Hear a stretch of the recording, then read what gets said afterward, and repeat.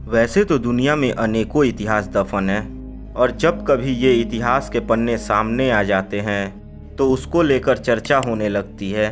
भूतकाल में कई ऐसे राज छिपे हुए हैं जिनके बारे में अगर आज हम सुनते हैं तो हैरान रह जाते हैं, क्योंकि इतिहास बेहद रोचक और हमारी सोच से भी परे है।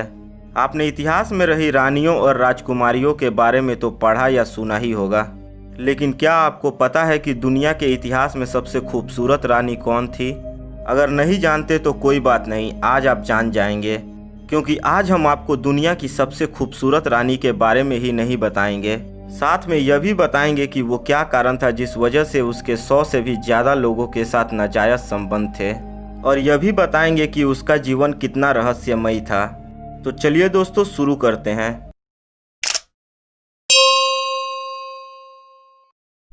दोस्तों, दुनिया की सबसे खूबसूरत रानी कोई और नहीं बल्कि क्लियोपेट्रा थी, जो मिस्र की राजकुमारी थी।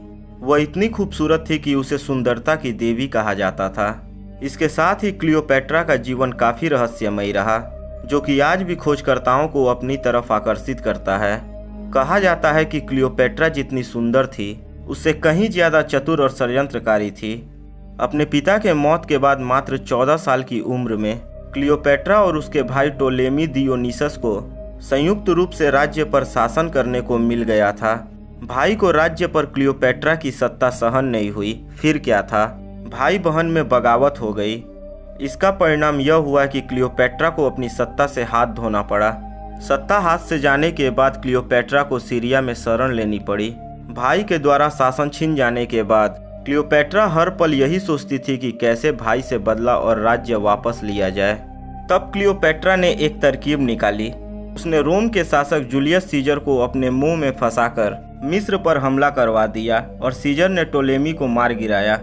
क्लियोपेट्रा अपनी चतुरता और षड्यंत्र के चलते मिस्र के राज सिंहासन पर बैठ गई। दोस्तों, आपको जानकर हैरानी होगी कि क्लियोपेट्रा उस समय 5 भाषाओं का ज्ञान रखती थी और वह एक चतुर शासक भी थी। यही कारण था कि वो बहुत जल्दी किसी से भी जुड़कर उसके सारे राज जान लेती थी, और इसी के चलते उसका सैकड़ों पुरुषों के साथ संबंध था। अपने शासन और अपने अस्तित्व को बचाने के लिए क्लियोपेट्रा को क्या कुछ नहीं करना पड़ा। क्लियोपेट्रा की मौत से एक खास रहस्य जुड़ा हुआ है। रोमन राज्य के पहले सम्राट ऑगस्टस ने क्लियोपेट्रा की हार पर अपना शासन स्थापित किया था। कहते हैं कि ऑगस्टस क्लियोपेट्रा को रोम में एक बंदी के रूप में रखना चाहता था, लेकिन उसे रोकने के लिए क्लियोपेट्रा ने खुद को मार डाला। इससे साफ होता है कि क्लियोपेट्रा अपने प्यार के लिए नहीं मरी थी।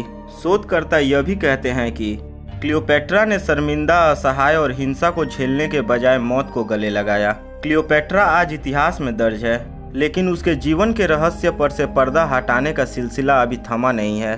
शोधकर्ता आज भी मिस्र में राजकुमारी क्लियोपेट्रा के जीवन से जुड़े उन तथ्यों को खोज रहे हैं जिनसे हम आज तक अनजान हैं। तो दोस्तों, क्लियोपेट्रा की ये कहानी आपको कैसी लगी कमेंट बॉक्स में लिखकर हमें ज़रूर बताना। अगर यह वीडियो आपको अच्छी लगी हो तो वीडियो को लाइक करें, अपने दोस्तों को शेयर करें, और अगर आप सूर्या टॉक चैनल पर नए हैं तो चैनल को सब्सक्राइब करके बगल वाले बेल आइकन को जरूर दबा दें, ताकि आने वाली वीडियो का नोटिफिकेशन आपको सबसे पहले मिले। तो दोस्तों, मिलते हैं अगली वीडियो में। जय हिंद, जय भारत।